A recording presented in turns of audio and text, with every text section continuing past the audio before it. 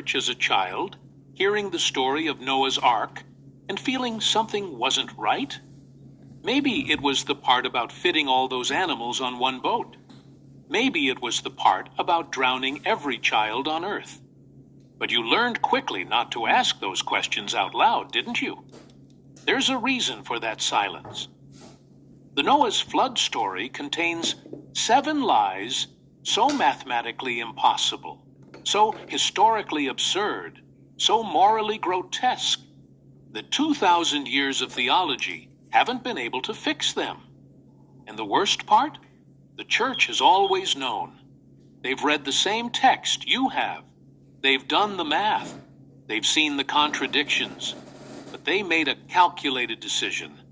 They decided it was easier to show you a children's cartoon with smiling animals than to admit the truth.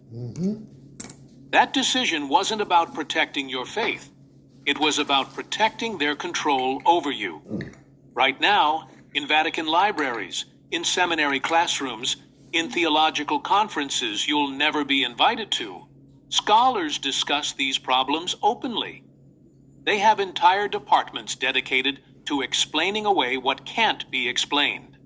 They train young priests on which parts of the story to emphasize and which parts to rush through before anyone starts counting. This isn't speculation. This is their job. Managing your doubt, controlling your questions, making sure you never look too closely at what's actually written in Genesis.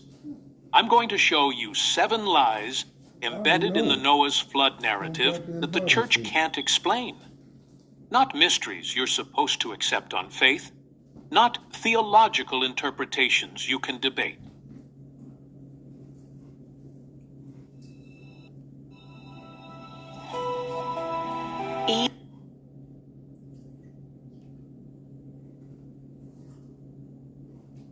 EVE Online is a vast universe.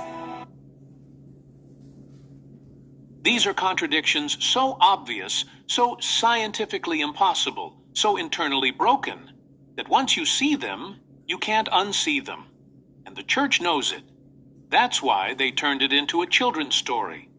That's why every picture book shows a handful of cute animals instead of the actual numbers.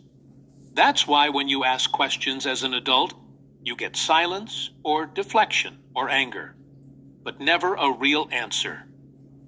In 1670, a Jewish philosopher named Baruch Spinoza published a book that got him excommunicated, hunted, and erased from history.